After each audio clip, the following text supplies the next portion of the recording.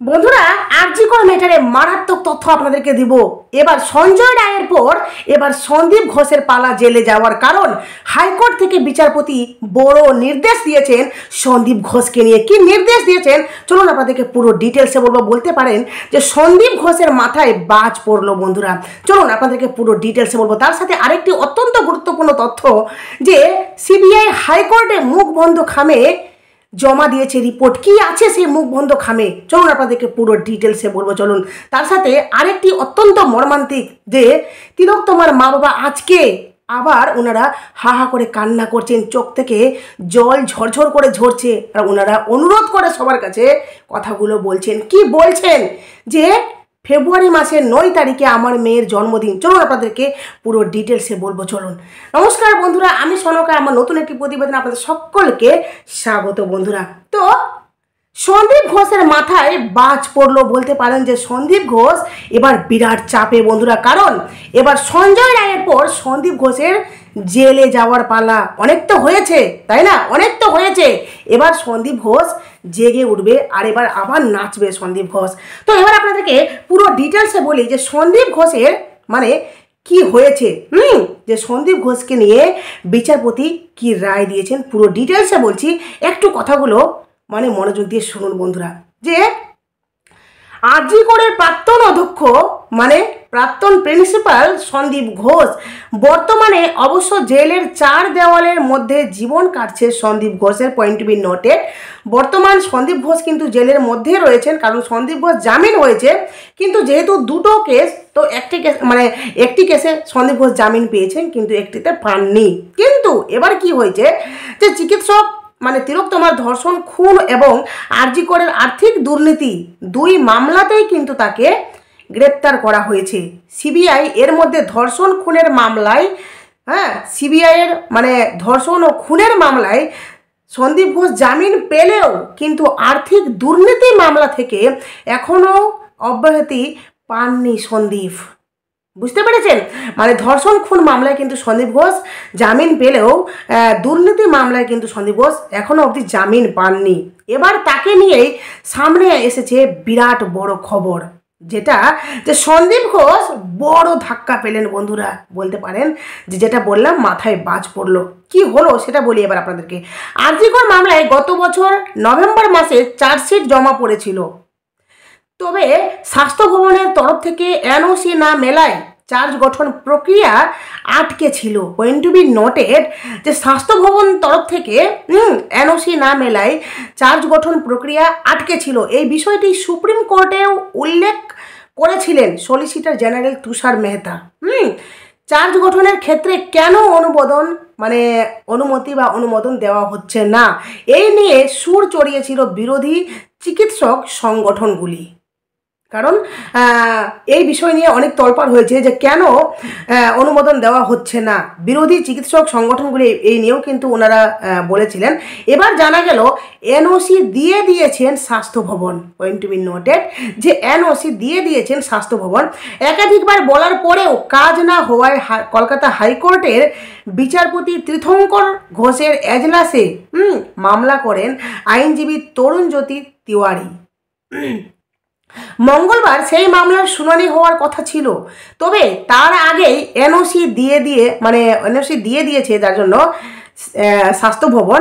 তার আগেই এই মামলাটি নিয়ে মঙ্গলবার কিন্তু শুনানি হওয়ার কথা ছিল, কিন্তু তার আগেই কিন্তু স্বাস্থ্য ভবন এনওসি দিয়ে দিয়েছেন। জানা যাচ্ছে সোমবার সন্ধ্যায় তদন্তকারী সংস্থা সিবিআইকে এনওসি দিয়ে দেওয়া হয়েছে।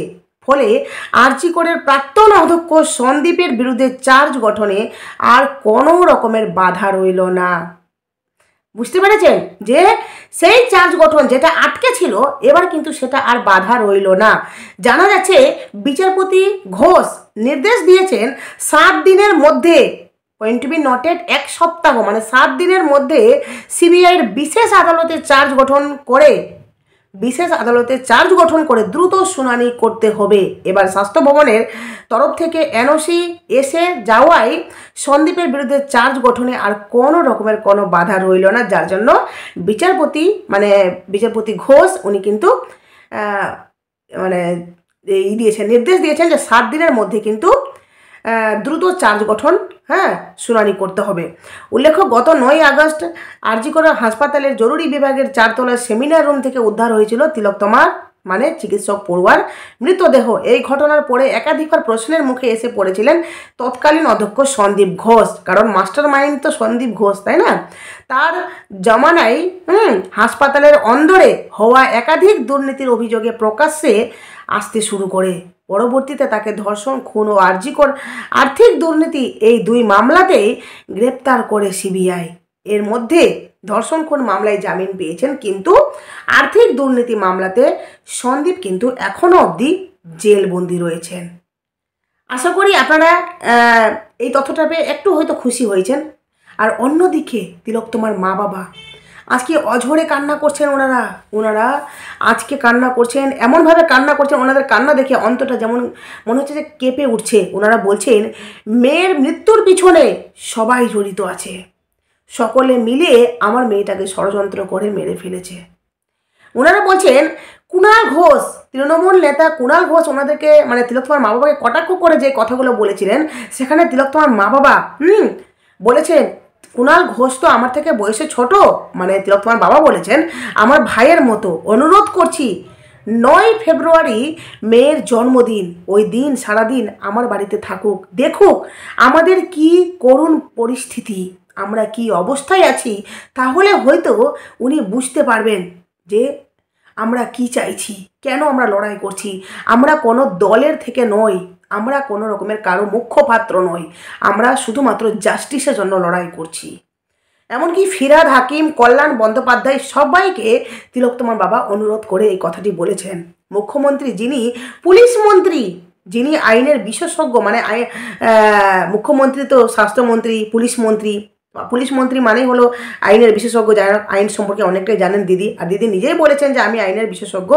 তাহলে উনি কি করে বলেন যে সঞ্জয় আমাদের হাতে থাকলে ফাঁসি করিয়ে দিতাম?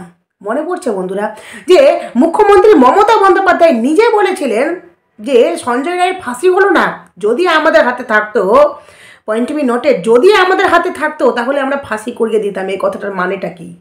আমাদের দিদি যে কথাগুলো বলেছেন সেই কথাগুলোর মানেটা কি? তাহলে কি উনি আদালতকে কন্ট্রোল করেন বা কন্ট্রোল করার চেষ্টা করেন? তিলোত্তমার বাবা এই কথাটি বলেছেন, কারণ এই কথাটার ইঙ্গিত তো এই কথাটাই আসছে, তাই না? এমনকি তিলোত্তমার মা বলেছেন, মা হিসাবে বলেছেন তিলোত্তমার মা যে আমার মেয়ের সুরক্ষার দায়িত্ব স্বাস্থ্যমন্ত্রী ছিল, কারণ আমার মেয়ে ছিল গিয়ে একজন সরকারি কর্মচারী। তো স্বাস্থ্যমন্ত্রী কিন্তু এটা দায়িত্ব ছিল, এই দায়িত্ব কিন্তু কিছুতেই উনি এড়াতে পারেন না। সবাই উঠে পড়ে লেগেছিল আমার মেয়ের বডিটাকে দাহ করার জন্য।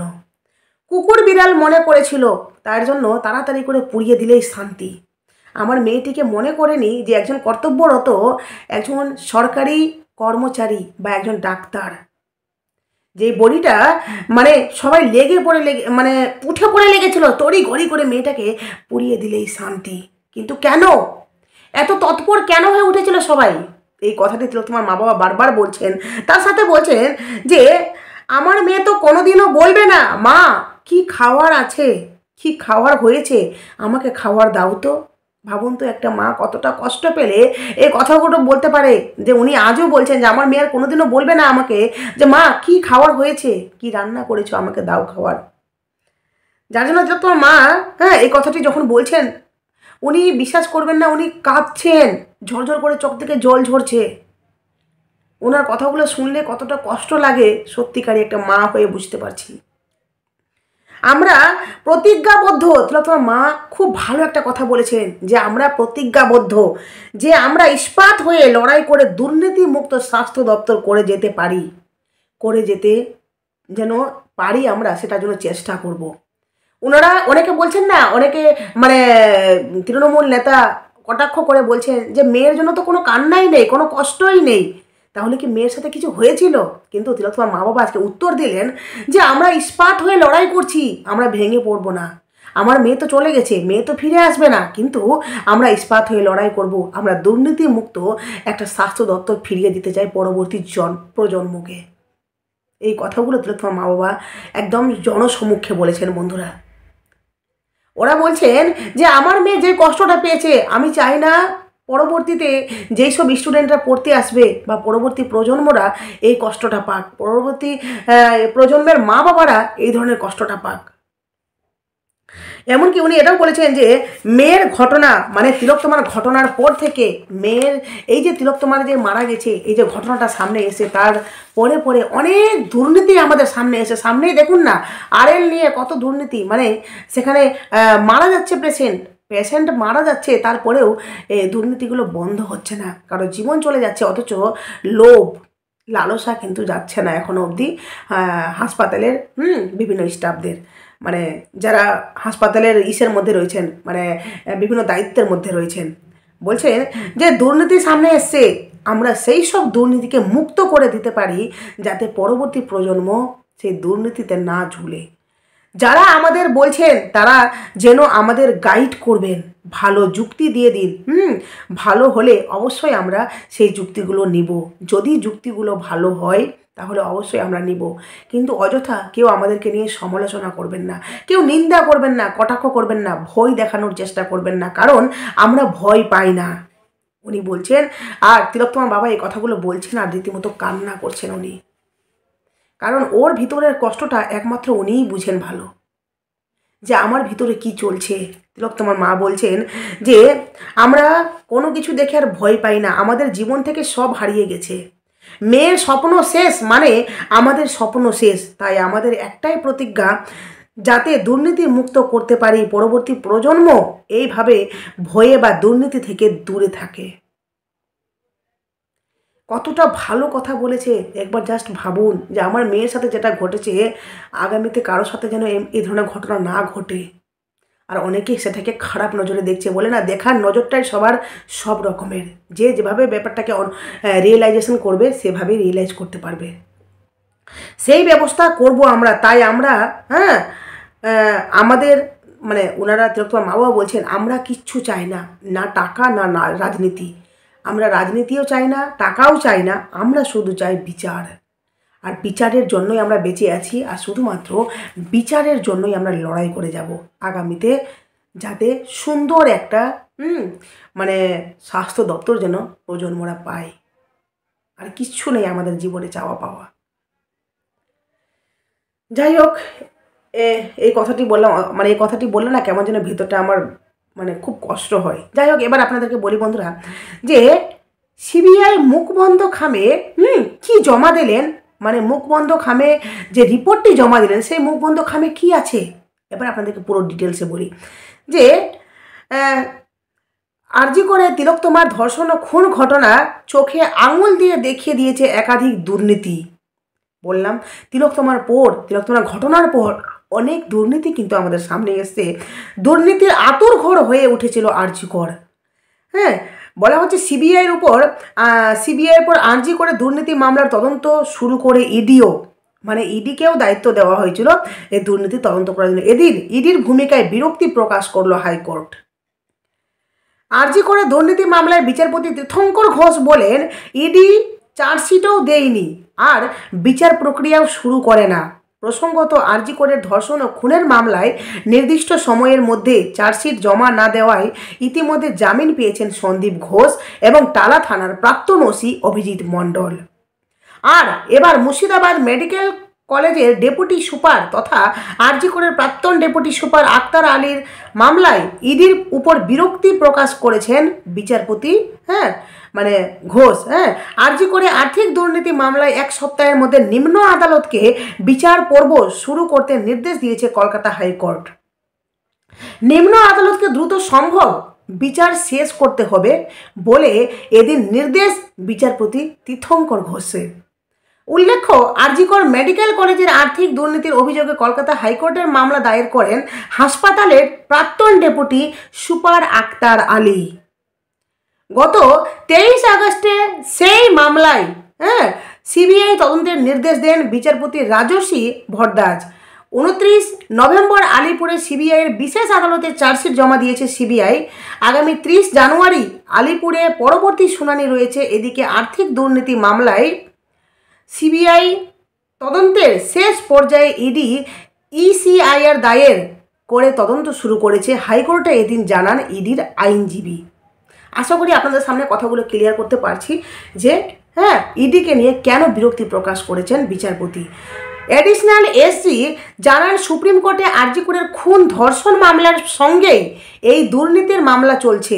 এদিন বিচারপতি তীর্থঙ্কর ঘোষের এজলাসে মুখবন্ধ খামের রিপোর্ট জমা দেয় সিবিআই।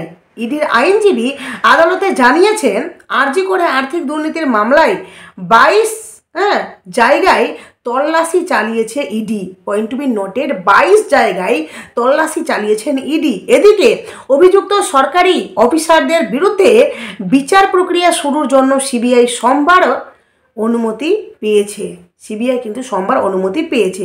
এদিকে এদিন মুখবন্ধ সেদিনই মুখবন্ধ খামে যে রিপোর্ট সিবিআই এর তরফে জমা দেওয়া হয়েছে তাতে চাঞ্চল্যকর তথ্য উঠে এসেছে।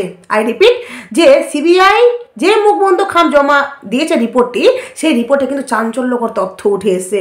রিপোর্টে বলা হয়েছে 3 টেন্ডারের কাছে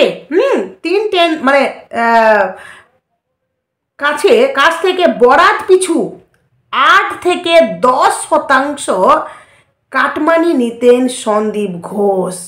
point to be noted, RG করের 70% বেশি বরাত পেতেন সন্দীপ ঘনিষ্ঠ বিপ্লব সিং ও সুমন হাজরা। অযোগ্য হাউস স্টাফকে নম্বরে গরমিল করে নিয়োগ করেছিলেন আশিস পান্ডে। আরজি করে যে নম্বর গরমিল হতো সেটা কিন্তু আমরা শুনেছি জুনিয়র ডাক্তারদের কাছ থেকে, যে ডাক্তাররা বলেছেন যে অযোগ্য ছাত্ররাও কিন্তু সেখানে ভালো নাম্বার পেত, আর যারা যোগ্য তারা কিন্তু পড়াশোনাতে ভালো কিন্তু তাদেরকে সেভাবে নাম্বার দেওয়া হতো না। এমনকি বলা হয়েছে যে কয়েকজন হাউস স্টাফের থেকে মাসিক টাকাও আদায় করতেন আশিস পান্ডে। বুঝতে পেরেছেন বন্ধুরা? এই মুখ বন্ধ করা খামে পুরো ডিটেলসে কিন্তু সিবিআই জমা দিয়েছেন। যাই হোক, সিবিআইয়ের উপর চাপ পড়ছে, সিবিআই হয়তো আগামীতে তদন্তগুলো করছেন ভালো করে বা করবেন। হ্যাঁ, যাই হোক, যে সমস্ত তথ্য আমি পাবো আপনাদের কাছে অবশ্যই তুলে দেবো। তবে আপনাদের কাছে এইটুকু অনুরোধ করব যে তিলোত্তমার মা বাবা যেভাবে ইস্পাত ওনারা বলছেন যে আমরা আগামী প্রজন্মের জন্য একটা সুন্দর স্বাস্থ্য ভবন তুলে দিতে চাই, সেভাবে আমরাও প্রতিজ্ঞা করবো ওনাদের পাশে থেকে ওনাদের লড়াইয়ে সাপোর্ট করে, ওনাদের লড়াইয়ে আমরা তো লড়াই করব না, ওনাদের জাস্ট মনোবল জুগিয়ে রাখবো যাতে ওনারা মেয়ের বিচার পান, আমরা তিলোত্তমার বিচার পাই। যাই হোক, প্রতিবেদনটা এখানে শেষ করলাম। অবশ্যই আপনাদের মূল্যবান মতামত আমার কমেন্ট বক্সে দেবেন, আর নতুন থাকলে চ্যানেলটি সাবস্ক্রাইব করে নোটিফিকেশন অন করে আমার পাশে থাকবেন বন্ধুরা। চলুন আজকের মতো প্রতিবেদন এখানে।